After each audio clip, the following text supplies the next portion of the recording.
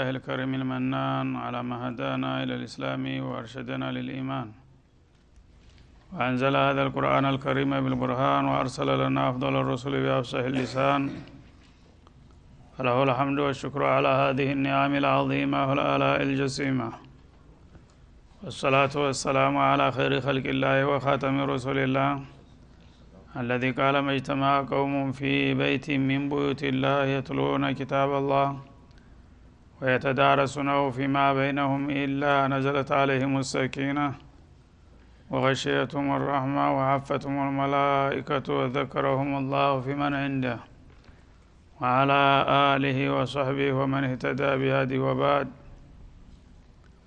فقد وقفنا في الدرس الماضي عند قوله جل وعلا من سورة البقرة: يا أيها الذين آمنوا كتب عليكم القصاص في القتلى، الآية. فلنبدأ من هنا. أعوذ بالله من الشيطان الرجيم. ليس البر أن تولوا وجوهكم قبل المشرق والمغرب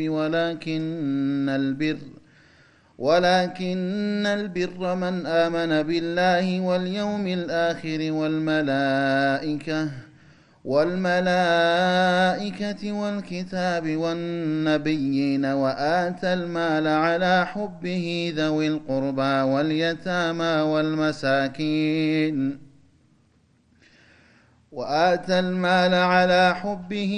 القربى واليتامى والمساكين وابن السبيل والسائلين وفي الرقاب وأقام الصلاة وآتى الزكاة والموفون بعهدهم إذا عاهدوا والصابرين في البأساء والضراء وحين البأس، أولئك الذين صدقوا وأولئك هم المتقون. يا أيها الذين آمنوا كتب عليكم القصاص في القتلى، الحر بالحر والعبد بالعبد والأنثى بالأنثى، فمن عفي له من أخيه شيء فاتباع بالمعروف وأداء إليه بإحسان، ذلك تخفيف من ربكم ورحمة، فمن اعتدى بعد ذلك فله عذاب أليم. ولكم في القصاص حياة يا أولي الألباب لعلكم تتقون. كتب عليكم إذا حضر أحدكم الموت إن ترك خيرا الوصية للوالدين والأقربين بالمعروف حقا على المتقين، فمن بدله بعدما سمعه فإنما إثمه على الذين يبدلونه، إن الله سميع عليم. فمن خاف من موص جنفا أو إثما فأصلح بينهم فلا إثم عليه، إن الله غفور رحيم. يا أيها الذين آمنوا كتب عليكم الصيام كما كتب على الذين من قبلكم لعلكم تتقون، أياما معدودات،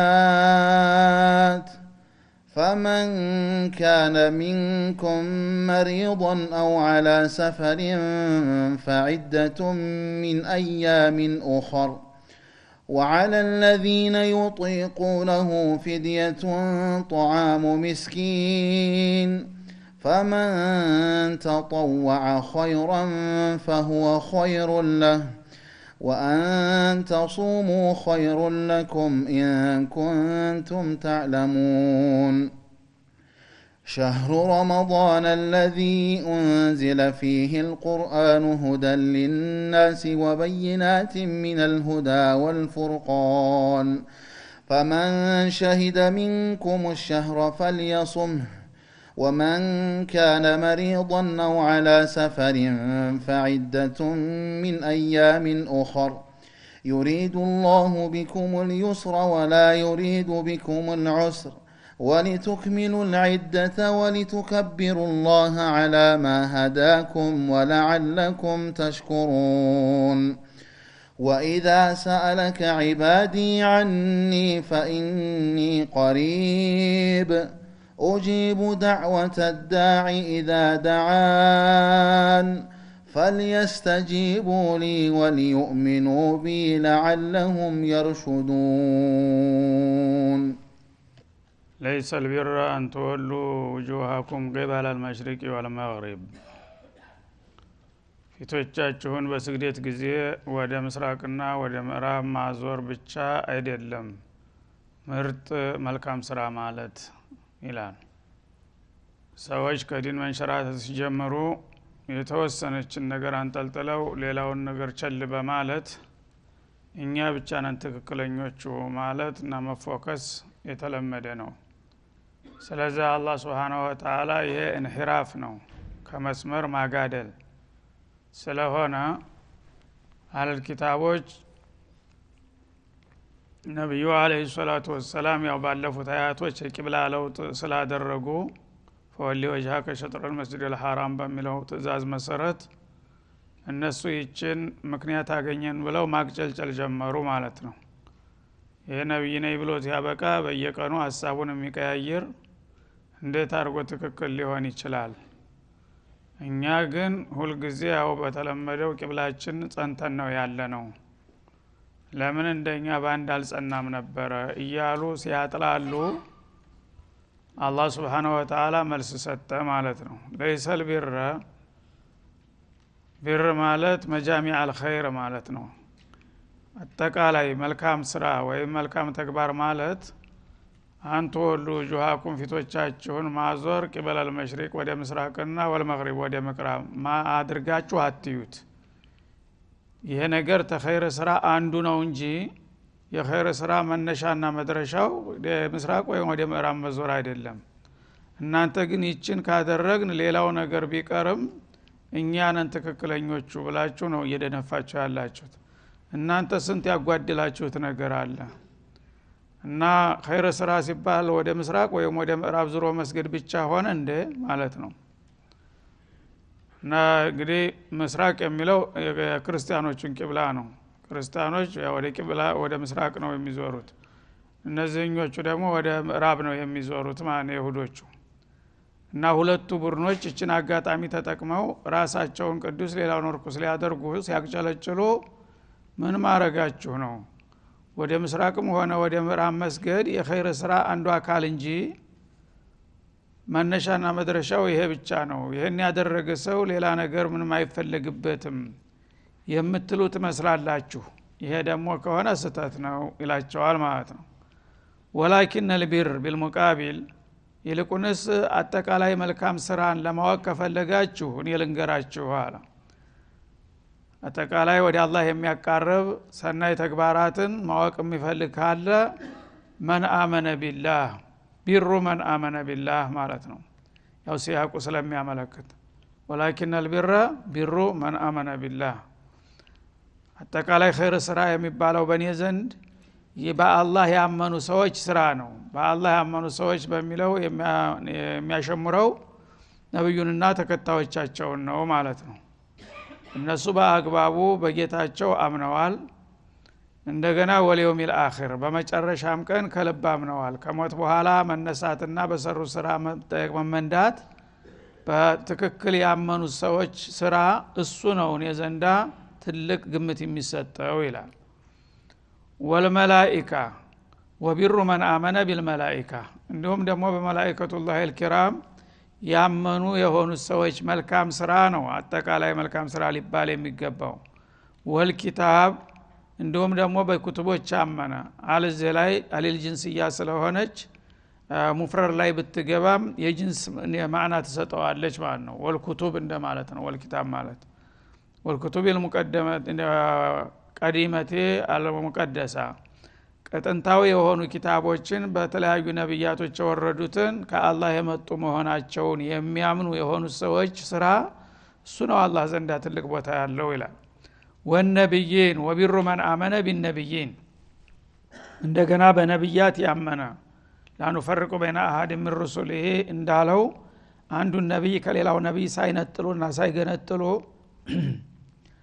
በመላው ነብያት ያመኑ የሆኑ ሰዎች ስራ እሱ ነው ታላቅ ስራ የሚባለው ይላል ይሄንንም ያደረጉት ብቸኞቹ ሙስሊሞች ናቸው ከዛ በፊት ያሉት ግን በአንዱ ነብይ ሲያምኑ ሌላውን ነብይ እየካዱ መጥተዋል ማለት ነው በአንዱ ኪታብ ሲያምኑ ሌላውን ኪታብ እየካዱ ነው ስለዚህ ሙስሊሞች ሚዛቸው ሙሉ ነው ኢማናቸው ለምን በማንኛውም ከአላህ ከወረደ ኪታብ የሚክዱት የለም በማንኛውም ነብይ የሚክዱት የለም በመላው ነብይ በመላው ኩቱብ ያመኑ ሰዎች እነዛ መጃሚዕ አልኸይርን የኸይርን መነሻና መድረሻ በሚገባ አካተው የተላበሱት ማለት ነው ወአተል ማላ አላ ሁቢሂ ወቢሩ መን አተል ማላ አላ ሁቢሂ እንደገና ደግሞ ወደ ተግባሩ ዓለም ሲገቡ ገንዘባቸውን የሚቸሩና የሚለግሱ ናቸው ያን ገንዘብ እየወደደው ማለት ነው አላ بمعنى ማዓናት እዚህ ላይ ወአተል ማላ مع حبه للمال ገንዘቡን ከመውደዱ ጋር ያው ገንዘብ ተወዳጅ ነው እንደሚታወቀው ማንኛውም ሰው ይወዳል ይሰሰለታል ለገንዘቡ የሚሳሳለትንና የሚወደውን ገንዘብ ለአላህ ብሎ በሚያወጣው ጊዜ ምንም አይከብደውም ማለት ነው ለምን ቁወተል ኢማን አለና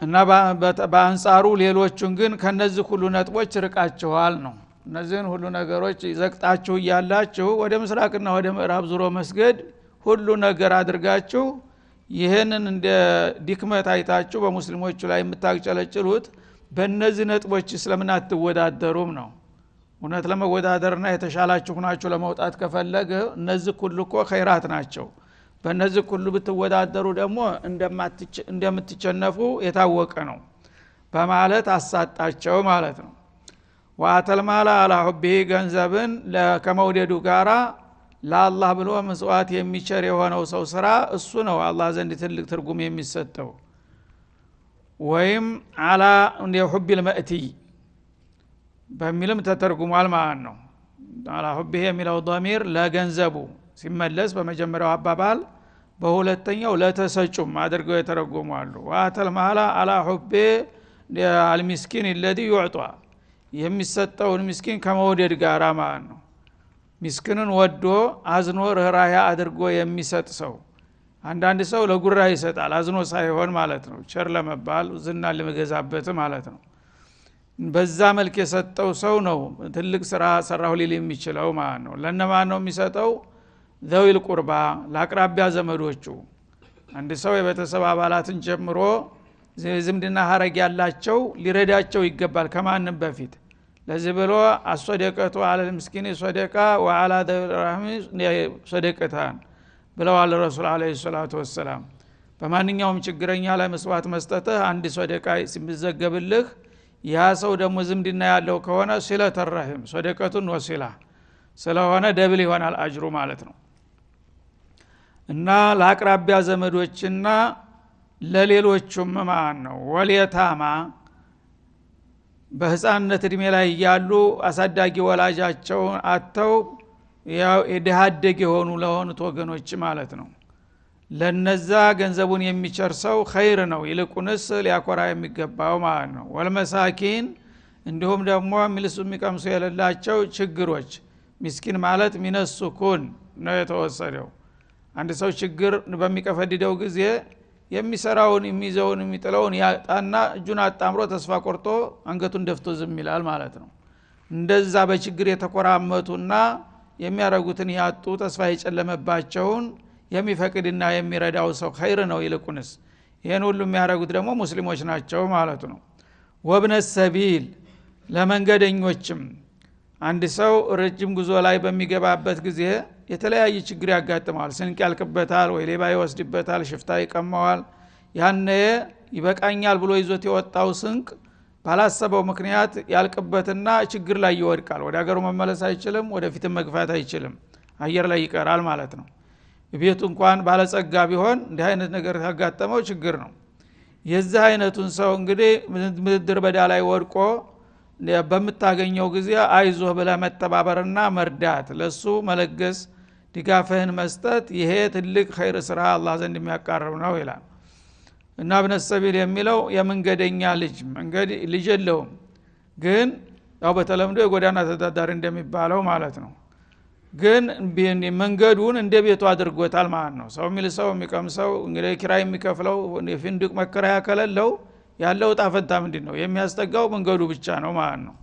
መንገድ እንደ እናት ሆነችለት፣ ይውልባታልም ያድርባታልም፣ ከሷ አይለይም ማለት ነው። ለእንዲህ አይነቶቹ ቀውጢ ላይ የወደቁትን ሰዎች መርዳትና መፍቀር ነው ኸይር ስራ ሊባል የሚገባው ይላል። ወሳኢሊን እንዲሁም በተለያየ ምክንያት በልመና የተሰማሩ ለሆኑ ችግረኛ ሰዎች ይላል። ሰዎች እንግዲህ በተለያየ ምክንያት ራሳቸውን መርዳት ያዳግታቸውና ለልመና ይጋለጣሉ።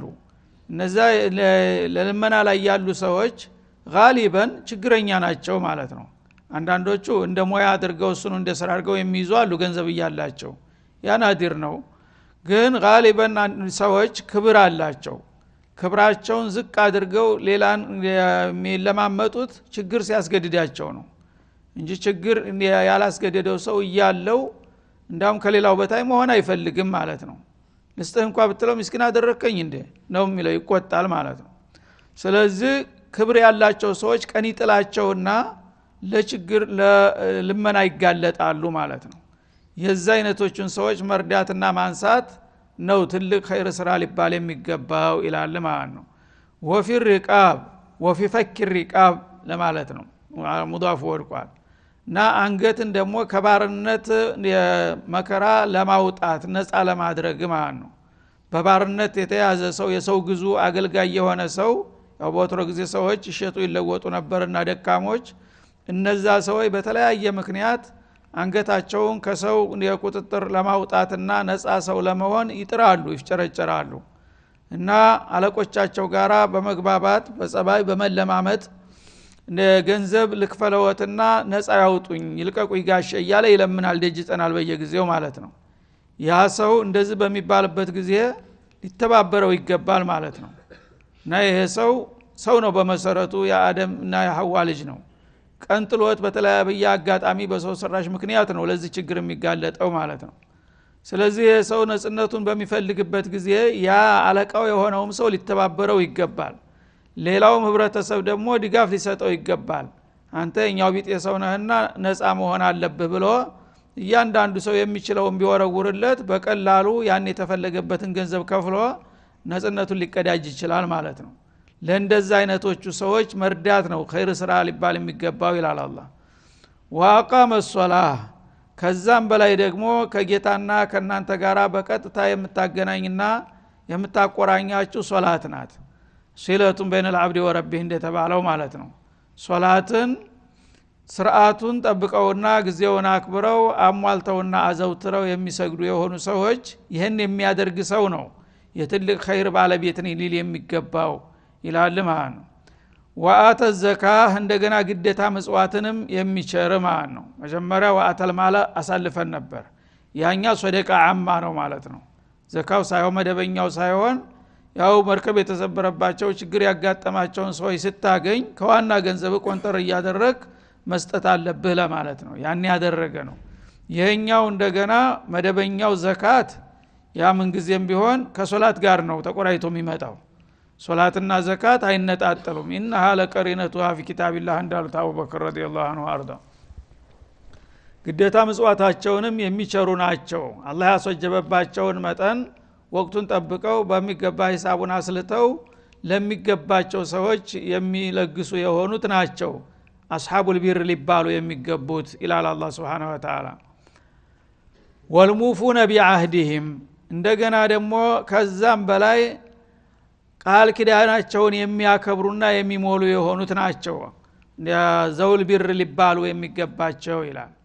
ይሄ አጠቃላይ ቃል ነው ያለፉትንም ያልተዘከሩትንም ያካትታል ቃል ኪዳናቸውን የሚያከብሩ ሰዎች እነዚህ አህለል ቢር ሊባሉ ይገባቸዋል ቃል ኪዳኑ ካንተና ከጌታ ጋር ሊሆን ይችላል ወይም ደግሞ አንተና ከወገኖች ጋር ሊሆን ይችላል ሁለቱንም ያካትታል ካንተና ከጌታ ጋር የሚለው ተኢማን ይጀምራል ማለት ነው አንተ ያው የተፈጠርከው ጌታህን ልትገዛ መሆኑን አውቀህ በጌታህ ካመንክና እሱ ያዘዘህን ከሰራ የከለከለህን ከተከለከልክ ኩንትራትህን ተወጣሃል በታማኝነት ማለት ነው አንተ ኻሊቅ ነህ ያከና አውዱ ወያከነ ነስተዒን እንዳልከው እኔ ደግሞ አንተን መገዛት ቃል ገብቼልሃለሁ ትለዋለህ መጀመሪያ ላኢላሃ ኢላላህ ስትል በቀጥታ ቃል ኪዳን ነው የምትፈርመው ማለት ነው ከአላህ በስተቀር ማዕቡድ የለኝም እሱም ብቻ እገዛለሁ ታልክ ከዛች ለት ጀምረህ እስከ ዕድሜ ፍጻሜ ድረስ ሁሉ ጊዜ ያለ ማቋረጥና ያለ መሰልቸት ጌታ ያዘዘህና አቅምህ የቻለውን ሁሉ ማድረግ አለብህ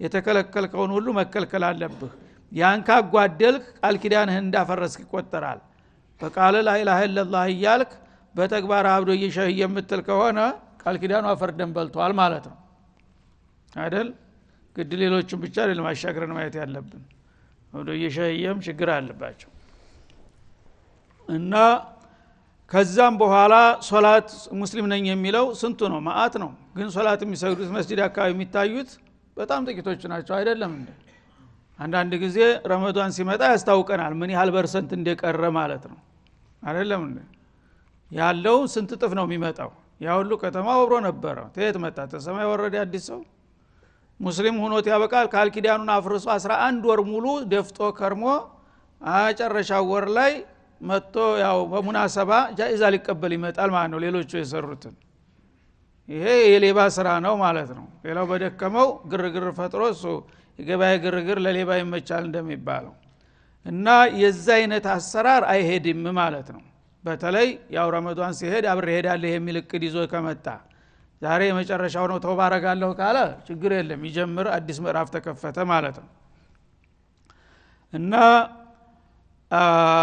እነዚህ እንግዲህ ወልሙፉነ ቢአህዲሁም የሚለው ቃል ሁሉንም ያካትታል ማለት ነው ተዕሚሙን بعد التخصيص ይባላል ወፋ ቢልዓህድ በአጠቃላይ አንድ ሰው እምነት ተቀብያለሁኝ ካለ እምነቱ የሚያዘውና የሚፈልግበትን ነገር ሁሉ ሰለቸኝ ደከመኝ ሳይል መቀጠል አለበት ማለት ነው እንዲሁም ዘካ ገንዘብ ያለው ስንቶቹ ናቸው ገንዘብ ያላቸው ዘካ የማይከፍሉት እና ዓለመል እስላም በተለይ ባሁኑ ጊዜ ሙሉ በሙሉ ሀብታሞች ዘካቸውን ቢያወጡ አንድ ሙስሊም ችግረኛ አይገኝም ነበር ተብሏል ባለሙያዎች አስልተውታል ያለ ፐርሰንት ገንዘቡ ታውቋል አሁን ያንዳንዱ በረሲዱ ተሰልቶ ምን ያህል ትሪሊዮን እንደሆነ ተደርሶበታል ያ ዘካው ቢወጣለት ሩቡ አለው ሽሩ በዓለመል እስላም ላይ አንድ የሚቸገር ሙስሊም ሊገኝ አይችልም ነበር ተብሏል ሁሉም ወደ ሀብታምነት ሊቀየር ነበር ማለት ነው ግን ያንን ስለማይሰጡ ዲሃው እየበዛ ነው አሁንም እየሰፋ ነው ያለው ማለት ነው አሁንም ቃል ኪዳን እየፈረሰ ነው እንግዲህ ሙስሊም ነኝ ዘካ ከፍላለሁ ብሎ ቃል ገብቷል ግን ዘካው የለም ማለት ነው አላሁ ሙስተዓን ወእና ወልሙፉነ ቢአህዲም ኢዛ አሃዱ እስበርሳቸውም ደግሞ እንደዛው ነው ማንኛውም ሙስሊም የሆነ ሰው አልሙስሊሙ አኹል ሙስሊም ተብሏል ወንድሜ ነህ ብለሃል ወንድም ከሆነ አንተ እየበላህ ለምን እሱ ጦሙን ያድራል አንተ እየለበስክ ለምን እሱ አርቃኑን ይሄዳል አንተ እየደነስክ አላስፈላጊ ነገር ሁሉ ቅንጦ እንትን እያልክ እሱ ግን የዕለት ቁርስ ለምን ያርበታል ቃል ኪዳን አይደለም ወንድም እነመል ሙእኽዋ ማለት ምን ማለት ነው ቃል ብቻ ነው አቡበከር እሱ አቡ ሁረይራ አንድ ጊዜ አንድ ሰው መጥቶ ወድሃለሁ አላቸው ልብ በል አንተ ሰውዬ ተጠንቀቅ አሉ እሳቸው ምን አሊ ሱፋ ናቸው እውነትክን ነው አሉት አዎን ወድሃለሁ እሱ ሀብታም ነበር ትንሽ ያጎስ ያለ ገንዘብ ነው በል እንግዲህ አንድ ቀን ቀጠሮ እንያዝና ገንዘቡን ለሁለት እንካፈላለን አሉት አንተ ጋር ያለውን አለ